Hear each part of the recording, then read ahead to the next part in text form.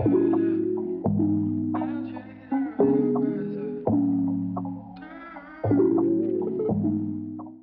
So I'm Chelsea. I was born in Baltimore, Maryland. My daughter Aniya was born in 2007. My son Ian was born in 2015, and my son Eli was born in 2018. And I'm 29 years old. So I own a crab and soul food carry out spot. Things I like to do for fun is just being by myself sometimes, sitting alone, listening to music, sitting by the water, just enjoying some alone time. So with Naya, I was a teen mom. So I feel like with that pregnancy, I just was like, okay, I'm pregnant. I didn't get to like fully enjoy the whole pregnancy thing because it was like the guilt of like, all right, you're not supposed to be pregnant, so you shouldn't be happy. Like, so it was kind of like I had mixed emotions about it, but it was like I knew I gotta have this baby. So all right, I was induced with her. It was definitely a hard labor. It was hard. It was painful. I got an epidural. My epidural only worked on one side, and that's because when they came in to finally give me the epidural, because I had to wait. They went on lunch break, and then they had emergency surgery. So it was so much stuff that I just had to keep waiting for this epidural. And then my mom didn't want me to get the epidural too. So that's it. I waited until I just was like I broke, and I'm like I can't take it. So then when I finally told them, they just like, oh well, they on lunch break. Then it was like, oh, we got emergency surgery. So I'm like, oh god. So by the time they came in, I was exhausted. Like I got there, I'm gonna say about like 6 o'clock in the morning, and I didn't get the epidural until about 7 in the evening. So yeah, I was definitely exhausted. So when they came in, I just rolled. I couldn't sit up. I just was like, I can't. So they let me roll to my side, and they gave me the epidural, and it only worked on one side with her.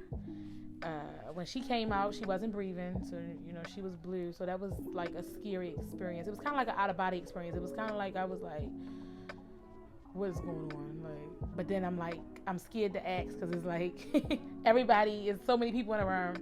So I'm like, let them do, what they doing. I just knew something was wrong. I remember my grandmother praying. I think I kind of like went out, but I just remember hearing her praying, and she kept saying, Jesus, Jesus, and I'm like, something ain't right. So she did go to the NICU. She didn't stay that long. I didn't see her while she was in there. I didn't ask either. I didn't know. Like, they just was like, this is where she going. We're gonna, check her and make sure everything's okay. And I'm like, okay. So my doctor that I had at the time was Dr. Rafi. She was an Indian lady. She was very, very good. We had a good relationship. She made me feel comfortable, even though with the circumstances, she made me feel like, okay, everything's okay. Mistakes happen, whatever. So she made me feel comfortable. So I was very comfortable with her. In the room when I had Aniya, it was so many people. It was about 6 people in there. I would never have that many people in the room. If I have, after that child, I ain't never had that many people in the room. I would not have that many people in the room now. Like, yeah, that was definitely very, my privacy was definitely not number one priority. I don't know, nobody was thinking about me at that point. My mom, my grandmother, my godmother, they was like good advocates for me during the delivery process, because a lot of the stuff I just was like, I'm like, Mom, well, tell him this, tell him that. And I feel like they listened to her more anyway, because even with like the pain level, it was kind of like, oh, what's your pain level? And I'm like, is this? And they kind of like, oh, well, it shouldn't be this because you got the epidural. And I'm like, no, that's what it is. The nurses were half and half. I had this one nurse, I call her the nurse from hell. She was evil. She was so evil. Like, she just had an attitude. I don't know what it was. She just had an attitude. And then some of the other nurses were good. I know with her, I wanted to breastfeed. And I remember I tried, and it was so painful. Now that I breastfed 2 other kids, I know I wasn't latching her properly. So that's why it was painful, because I was putting her directly on a nipple. And the nurse just told me, like, well, breastfeeding hurts, so you either gonna do it or you're not. And I just was like, okay, give her the milk. Like, so going home, I felt like they just kind of like, all right, go.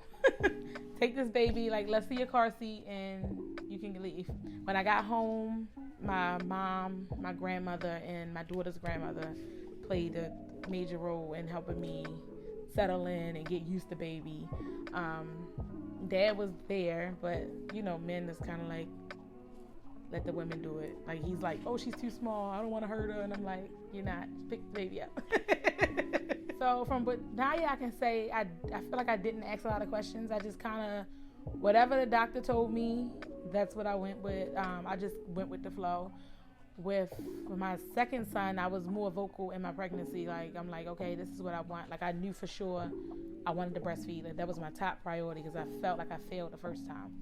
So I knew for sure, I'm like, I gotta breastfeed, no doubt. But I was more vocal. I was asking questions, asking advice. If I didn't feel right or something felt wrong, I would say, let my doctor know.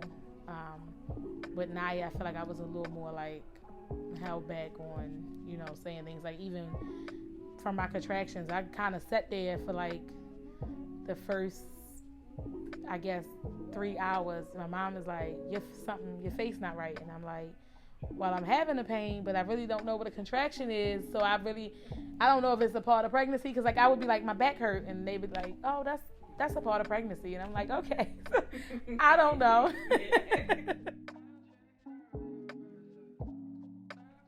So with Ian, I, of course, had, like, morning sickness. But around September, I had him in November. So around September is when I passed out.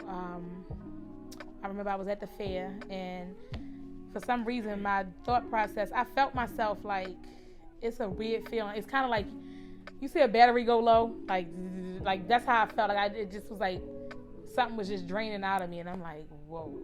So my instinct was to get to the car. I must have tried to walk to the car, but I didn't make it to the car. When I came to, I'm like sitting in a wheelchair. They took me back. They have like this little medical facility, and they did my vitals and everything. I called my doctor, and my doctor was like, well, if you feel okay, your vitals and stuff are good, you should be okay. You can come in tomorrow. We'll check baby's heartbeat, and that's it. And I'm like, okay. She said it could have been because of my blood pressure. Then it happened again. I was at work, and I was working with people with developmental disabilities. And we were at a football game, and I remember I was sitting there, and I'm like, I could feel it coming. So I was like, okay, I got to get them at least to the car, because I'm like, I can't leave my clients out here. So we made it to the car. When I got to the car is when I must have passed out. So somebody outside seen it, called the ambulance. The ambulance came. I'm trying to remember, I didn't go with them. They checked my vitals. They gave me some oxygen and stuff. I told them I had my clients with me, so I'm like, I need to take them home. I did take them home, let my supervisor know, and then I went to the hospital. When I got to the hospital, the baby heartbeat, everything was fine. All my vitals was fine. They had no clue. Like, it was just like, you don't know, but you're okay. It was really weird. And Ian, I remember I was at Walmart, and I started having contractions with him. Like, and again, I'm like, with him was like a whole new pregnancy. Like, it was like me having my first child all over again. I'm like, what in the world?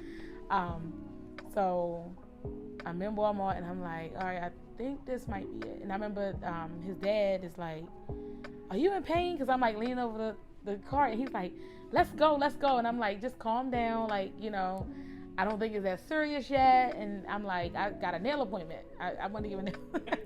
I'm like, I have a nail appointment. I remember I had a nail appointment that day. So he's like, no, let's go home. So I'm like, all right. We get home. I went to use the bathroom. When I went to use the bathroom, I seen I was bleeding. So I'm like, okay, well, let me call. I called. They brought me in. I remember his birth was fast, much faster than Aniya's, because I think I probably started having contractions around. I took my daughter to the bus stop and I went to Walmart. So that had to have been around 9. I got to the hospital at about 12. Yeah, I got to the hospital about 12 because I remember I was like, let me stop and get something to eat. They're not going to let me eat. So I got to the hospital around 12, and I had him at 4. So his was much faster than Naya's. And then with him, they took a long time with the epidural again. Well, beforehand, they didn't want to give me the epidural because my water broke. My water broke. They seen I had, what is it called? Bowel, the meconium, the black tar. So it was in the water, so which means he had a bowel movement. So with this delivery, they was like, okay, it's going to be a lot of people in here when he comes because they guess they had to make sure that he didn't swallow any of it. And then they would monitor him because they said usually that means that the baby is under stress. So they was talking C-section and stuff, and I'm like, I can't get a C-section. I don't want a C-section. I was just scared. I was terrified. So with that time, it was only my mom and dad in the room. And I remember they was stalling with the epidural. They was giving me pain meds. So I was like high as a kite. Like I was talking in my head and everything. I was very high. And when they came in to give me the epidural, there was another failed epidural. I remember sitting up. And I was so scared of the pain because I remember the pain from when I had Aniya. I was like, I can't do that again. I want the epidural. So when I went to sit up, I could feel like his head, like it was there. But something just was like, just get the epidural. I'm like, all right, just go ahead, give me epidural.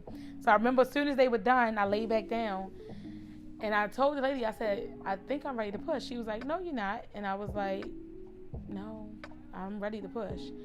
So I remember she opened my legs and his head, she was like, oh my God. So she literally had on one glove and she's trying to call like all the nurses in it, because this was the nurse. It was the doctor. She's trying to call the doctor. She had to deliver him because he was coming. Like it was like, the doctor came in. The doctor did come in, but the doctor kind of just let her do what she had to do. And he was fine. He didn't swallow anything. He was able to stay in the room with me. I started breastfeeding him right away. The nurse that I had, she was very, very attentive. Like she was like helping me. I was more so shy because by this time, like people were coming to visit. So I'm like, I don't want my breast out in front of everybody. So like my mom is like trying to hold up the blanket and I'm trying to feed and I'm like frustrated. The baby's getting frustrated. So she's like, well, let me take the baby to the not to the NICU, to the nursery, and you know, I'll bring him back and we'll try again. So she was very helpful with me. The lactation, they had a lactation department there. They came. They were also very helpful. I used to go to a class every Monday with Ian. Well, it wasn't like a class. It was kind of like a meetup at the St. Agnes Hospital. And we would go in. The nurse would check and make sure we latching right. If we had any like mastitis or any problems like that, she would address it, help us with it. We would weigh the babies before we start feeding and after, just to make sure that they're getting enough milk and things of that nature. So that was a good it was a good thing to get out the house, and then it was a good like support system to have people to talk to. Because I mean, I can read online all day, but like, you know, I need you to show me, like, and she would show me like, all right, this is another way you can hold. Because of course I got bigger breasts, so you know, every position don't work well for me than, you know, for somebody that's like a B or C cup. So that was helpful. And yeah, in the breastfeeding group, it was me and one other African American woman. She had twins. She only came that once. So after that, I was the only African American mom there during that time. And then of course the nurses, most of them were Caucasian as well. That was in the lactation department. I think I was probably the first one in my immediate family to breastfeed. So it was kind of like, oh, you breastfeeding. So it was like, the baby is not getting enough milk. And I'm like, no, that's normal. Like the milk digests fast. So they eat, they establishing, when they first come home, they're establishing your supply. So it's kind of like they just stuck to the breast. So even dad would be like, you feeding the baby again? Or, so it was, nobody never told me like, oh, don't breastfeed. But it was more like, oh. And then of course, like, people didn't really feel like they got adequate time with the baby because baby's ready to eat. We gotta go. Sorry. But yeah, I definitely, like, even to the point, like, I definitely wasn't comfortable, like, breastfeeding in front of people. So I'm like, with my thing on, and like, I'll never forget, like, one time it was Thanksgiving, and it must have like slipped down. My grandmother had a fit, and I'm like, well, I mean, he's eating. Like, she's like, cover your breast, and I'm like, oh my god. I was doing like mommy and me classes with them at the time too, and I think those ladies made me feel a little more comfortable with breastfeeding because when their babies was hungry, it was, my baby got to eat. So they made me feel a little more comfortable with it, like, okay, it's natural. Like, I don't gotta be ashamed that I'm breastfeeding, because that's how, like, it's like, oh, make sure you got your cover, like, or make sure it's all the way up, or so they made me, that helped me to look at it as more natural. And of course they were mostly Caucasian women, all of them, except for one, but that helped me a lot too, being around them and seeing them, like, it was natural. So yep, Dr. Bonzu, she was very, like, whatever I asked her, she was very informative. She let me know, things she recommended, things she didn't. I think I wanted to do I think I did that. I wanted to do the placenta encapsulation with Eli, and she was kind of against it, but I still did my own research. But she definitely, listened to me, listened to the things that I wanted. So she was good for me. She actually delivered Eli. Yep, she delivered. Ian. She delivered Ian. So that was my only time that I had my doctor deliver my baby, was him. So with Ian, I was like eager to get home. I'm like, oh, I just want to hold my baby all day. Like, I just wanted to hold him all day. I felt like they gave me more information. Like, I had a pamphlet, like, with telling me what the poop should look like, the times to feed them, and I had a lot of information. So I felt like I was more ready with Ian. So this time when in delivery, of course, my mom was more hands-on. Dad is like, I think he looked like he was about to pass out with Ian. Yeah. Yeah, because they was like, okay, Dad, go in the bathroom, like, get a minute, get yourself together. Coming home, it was just me and him with the babies. Me, him, and Aniya. So she was a big help with Aniya. So this time it was more so like, all right, I'm doing it on my own. Like, and I kind of wanted to. Like, I'm like, let me, enjoy this moment. So it was more so me. Like, mom didn't really help me out that much. I mean, they came and, of course, helped with the cooking and stuff like that, cleaning up. So with Ian, he never took a bottle. So I didn't end up going back to work with him. I became a stay-at-home mom. So I breastfed him up until 2018 when I got pregnant with Eli. He was 2. I remember one day he just got on my breast and was like, milk all gone. And I'm like, he was like, he went to the other side and he was like, no more milk. And I'm like, okay. And then a week later I found out I was pregnant. So I guess the pregnancy dried the milk up. Or I don't know, maybe some women had told me like it tastes funny sometimes. So I don't know, but his thing was milk was gone. So I breastfed him for 2 years. Oh, so with Eli, I wanted more of a natural approach to the delivery process. So I contacted a doula. She was wonderful. She came out. She talked with me and Dad. Like, she asked me what did I want, what was my goals. My goals was really for him to be more involved during the pregnancy, because like I said, really during the labor, not the pregnancy, but during the labor, because like I said, my mom, of course, she's a woman, so the natural instinct is to just like, oh, and then I'm her baby, so it's like to help. So I wanted him to be more involved. So I remember, like, she showed us positions and things that he could do to help me during labor, like rubbing my back or rubbing my belly, or utilizing the birthing ball. She also, I know another thing, I toured with Aniya and Ian, and that was like horrible for me. I hated it.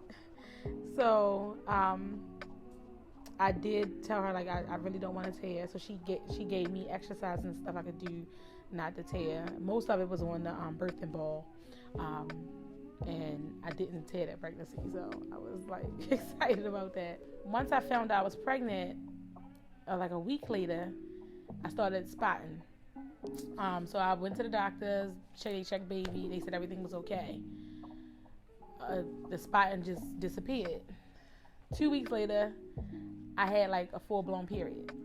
And so, of course, I'm like scared. So I didn't wind up telling people that I was even pregnant until I was about 5 months, because I wasn't sure, like, if I was losing the baby, I didn't know what was going on. So my whole mindset was like, I don't want everybody like, oh, I'm sorry. So I'm like, I'm just going to, keep it until I know. I'm going to keep the secret until I know exactly what's going on. And I would go, they was doing blood tests, checking my HCG levels. They kept rising. I did go, and they did tell me my placenta was sitting low. So she said that could have been a reason that I was bleeding. I did have those bleeding spells with Aniya. I forgot about that. I did have those bleeding spells with Aniya.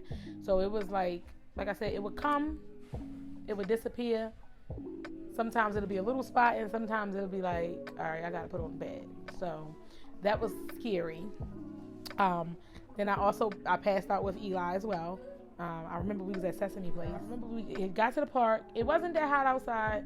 I was fine. I felt fine. I was drinking water, like I was hydrated. I was holding my godson, and I remember I was like, all right, something don't feel right. So I put him in the stroller, and the kid's dad was on in the line waiting for the ride. And I was like, okay, let me walk over here. Let me tell him I'm not feeling good. I don't like telling him stuff, because he's like extra, like, oh, let's go to the hospital. And I'm like, I'm fine. And I remember going over there, and again, he was like, he had to jump from over the thing, because he was like, you just walked up to me and said my name and was going down. And I'm like, okay, yeah. So again, they took me back. They did my vitals. We was in PA, so I'm like, I didn't want to go to the hospital there, because I'm like, I was closer to, I want to say this, no, I wasn't close to delivery, because I had him in December, so we was there in the summertime. But for some reason, I just was like, I don't want to go to the hospital in PA. I'm like, I had my daughter, my son, and my godson. I'm like, we're not sitting in the emergency room with all these kids. So I remember calling my doctor. I remember on my way home, I kept having to pee. We had to keep pulling over to pee, and I'm like, this is unusual. Like, I never pee this much. Got back, I went to St. Agnes. They monitored me. I think they kept me overnight this time. And they was like, baby is fine. Like, again, so it was like, it's a mystery. I don't know. With Eli, I was overdue. He was due December 8th. I didn't have him till December the 20th. So I remember, of course, she wanted to do the induction. And I'll never forget, I was sitting in there, and she told me that they was going to induce me, and I just bust out crying. And his father's like, don't you want the baby out? And I'm like, you don't understand. I want it to be natural. Like, I don't want, because I just feel like the induction, it makes the labor worse. Because, like, with Aniya, I feel like it just made that labor so drawn out, and just, the contractions was ridiculous. So I didn't want to be induced. I remember I was like even before they told me they was going to induce me, I was walking, I was Googling, I was eating pineapples. They was like, eat pineapples. I ate like 3 whole pineapples one day. And I couldn't taste for like 2 days after that because my tongue was... pineapples, I tried the raspberry leaf tea. I didn't do the capsule because I'm like, I don't believe in that. Like, I was scared. I'm like, no, I'm doing, if it's not natural, I'm not doing it. Nothing worked. So that day when she told me she was going to induce me, I just got on Google and was seeing like what sent people into labor, and it was like a chiropractor. So I left the doctor's. I was supposed to get induced at 5 a.m. the next day. I left the doctor's office around 11. I went and picked my son up. I called the chiropractor and I was like, asked him, can I make an appointment? And they was like, yeah. So I'm like, okay. I get there. He gave me adjustment. They put me on like this table that like, it was like moving me up and down. And I'm like, okay. So I left. I left there about 2 o'clock. I went home around 5. I started feeling, I'm like, okay, something's going on. I wasn't sure what it was. I'm like, something's happening. So I started having pains, and I'm like, all right, let me get in the tub. Got in the tub, called my doula. She's like talking me through it, and I'm like, all right, like we doing the timing. She's like, Chelsea, your contractions are close. And I'm like, you think so? She's like, yeah, they're close. So I'm like, okay. So I'm like, well, let me try to lay down. I remember I went, I still had Ian home. Aniya had just went with my sister in Atlanta. So she was gone. So I'm laying there. I just couldn't get comfortable. I'm like, yeah. I was like, all right. I'm like, Wayne, I think it's time. I remember I called the hospital, and this was Dr. Sincere. She's with St. Agnes Group. She's one of those, like, she's mean. Everybody will tell you, like, she's the meanest one there. I remember I called, and I'm telling them about my contractions, and she like, well, you're able to talk. I'm like, but I'm in pain. And she's like, well, you're supposed to come in at 5 a.m. So, like, they really didn't want me to come. And I'm like, well, my contractions are close. So I remember when I got there, she had an attitude. Like, they finally told me come in. We dropped my son off. We get there. And her attitude was just like, I mean, I'll check you, but I don't think your contractions is like, that bad. So I'm like, okay. I get on the table. I'm 8 centimeters, and I'm looking like, like, so she's like, oh, you 8 centimeters. Oh, okay. Like, I knew something was going on. My doula got there. The process got a little, like, it slowed up. I was 8 centimeters. I was having pain, so of course, we got the ball. We doing exercises. Dad did not do what he was supposed to do. The doula did. Then my mom kind of had like an attitude that I had a doula, because she like, you don't need no doula, and I'm like, yes, I do. So his mom kind of felt like, well, I'm your mother, and I'm like, well, this is her profession. Let her do what she did. So the doula, at this point, she was like, well, try to get some rest. I'm like, okay. So I remember laying down. The monitor kept going off. His heart rate kept dropping. So they was running in, coming in, leave out, come back. So the last time she came in, she was like, all right, we got to get baby out. And I'm like, okay. So she checked me. She was like, you 10. And I'm like, all right. So I'm like, I'm telling them to like text the doula. Nobody texted the doula. So So because I was supposed to have been laying, I was going to sleep. So she was like, try to get some rest, so when it's time to push, you'll be ready. So she was like, I'm going to go and take a phone call. So I'm like, okay, cool. But it happened so fast, like, by the time she came in the door, baby was already out. He came out, he was fine. He didn't have any complications. With him, I didn't really have the support from the nurses with the breastfeeding. Because even like, I breastfed for 2 years, but it's like a whole new baby. Like, it's a whole new baby. He latched right away. I think he was my easiest delivery. He didn't tear me, and he was my biggest baby, which is kind of crazy that he was the biggest and he didn't tear me. My doula stayed with me. She helped me a lot. So I don't know if the nurses kind of stood back because I had a doula or what in that instance, but I feel like they just wasn't as hands-on as they was before. My doula came in, gave her my birth plan, and she held strong because I remember I wanted my water to break naturally. However, you know, when you get in that pain, it's just like, whatever's going to speed this thing up, let's get it. So when they asked me to break my water, I said yes. And she's like, wait, are you sure? And I'm like, yes. So we already kind of like talked beforehand, like if you feel uncomfortable, this is what you're going to say. Or, you know, if you feel like you're being forced to do something, you'll say this. So, you know, she asked me like, you know, is there certain things you want me to let you do? I said, yeah. Because even I'm like, I'm not getting epidural. But I told her like, you know, it's still an option if I feel like I need it. But I didn't get it. And I did end up letting them break my water. But she was okay with it. Like, she just was like, you know, if that's what you want, I just want to make sure that's what you want. And I'm like, yeah. Like, I wanted it to hurry up. So with him, I think I pushed like twice. Yeah. It was like head, body, and he was out. He was out. Like, he stayed in there for so long. I guess he was like, all right, I guess let me come out of there.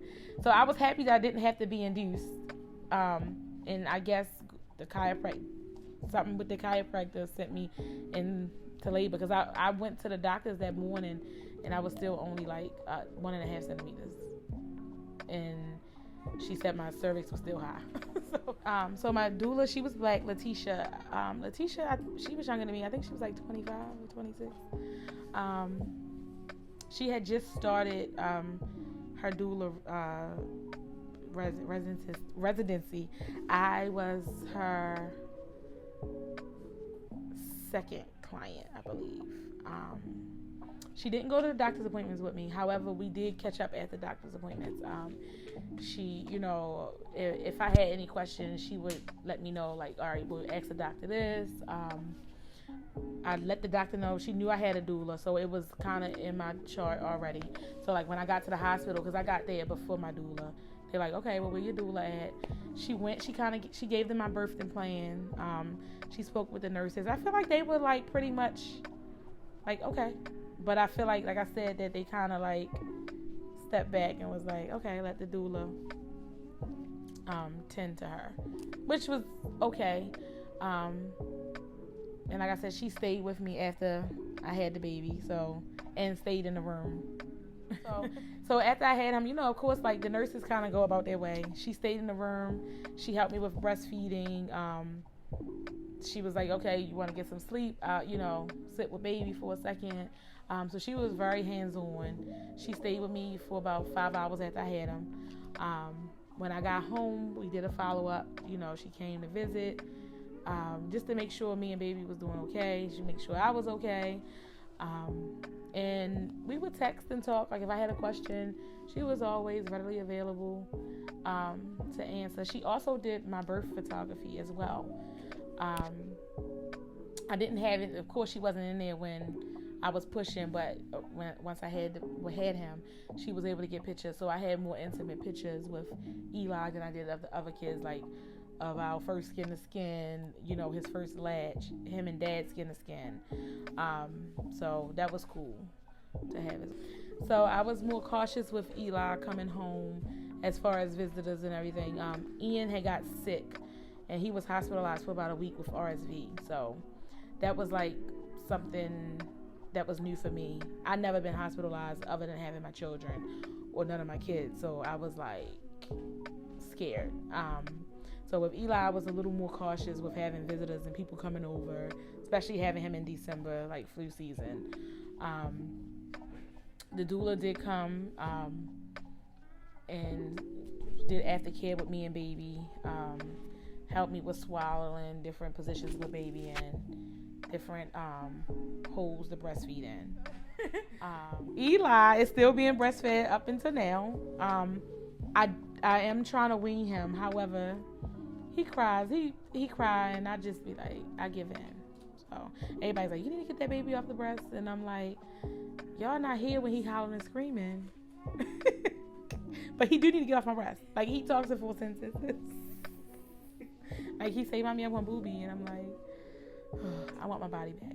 I want it back. Because, I mean, literally, so I've been, I guess, breastfeeding for almost 4 years because it was like Ian, and then I had Eli, and I started breastfeeding. So I only had like a couple of months that I didn't have to breastfeed.